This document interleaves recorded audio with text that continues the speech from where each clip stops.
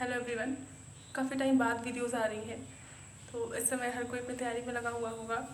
आप सभी अपनी तैयारी में लगे होंगे क्योंकि यूपी में इस समय ढेर सारी वैकेंसीज आ रही हैं। खासकर जिन्होंने बीएड, डीएलएड, बीटीसी कर रखा है उन सभी के लिए तो बहुत सारी खुशखबरी है, क्योंकि उन सभी के लिए लगातार एलटी ग्रेड, ईएमएस वाली, टीजीटी, पीजीटी, जीआईसी प्रवक्ता, इतनी सारी वैकेंसीज आ चुकी हैं। और आप सभी के लिए मैं बता दूं, केवीएस की वैकेंसी भी हो सकता है जल्द ही आ जाए, क्योंकि सारी वैकेंसीज आ रही हैं। तो केवीएस की भी, केंद्रीय विद्यालय वाली जो वैकेंसी है, वो भी आप सभी के लिए जल्द ही सरकार लेकर आएगी। तो कुल मिलाकर तैयारी तो हमें करते रहना है और एक भी मौका नहीं छोड़ना है। हो सकता है ये आखिरी वैकेंसी, हो सकता है चुनाव के बाद कोई वैकेंसीज ना आए, फिर 5 साल हमारा बर्बाद हो जाएगा।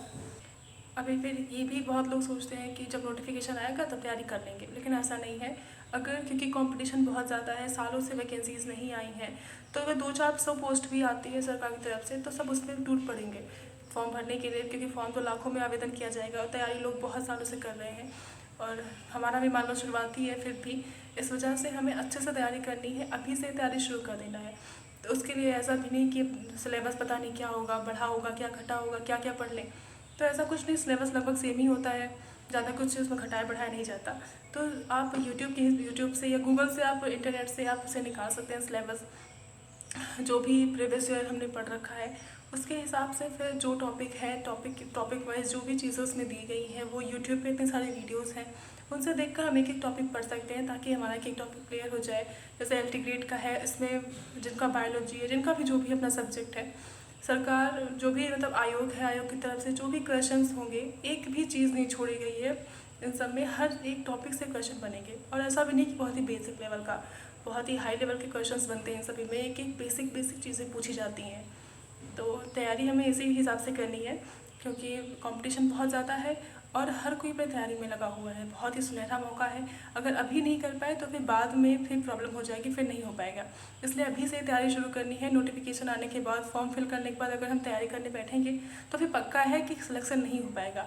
इतने सारे लोग हैं, पढ़ने वाले बच्चे हैं जो तैयारी में लगे हुए हैं सालों से, अब उन्हें मौका मिल रहा है, तो जाहिर सी बात है जितनी भी सीट्स है वहीं लेकर जाएंगे अगर हम तैयारी नहीं करेंगे। तो कुल मिलाकर बस यही चीज़ें हैं कि हमें अच्छे से पढ़ना है, क्योंकि वैकेंसीज भी जो आ चुकी वो आ चुकी, अभी और भी आने वाली हैं। बीपीएससी टीआरई 4 की वैकेंसीज भी अभी आई नहीं है, लेकिन आने वाली है वो भी। तो बस हमें तैयारी करते रहना है, बिल्कुल भी उसमें इतनी सी भी शिकायत नहीं होनी चाहिए कि कहीं भी कोई टॉपिक हमारा छूट गया। हर चीज़ पढ़ते रहना है।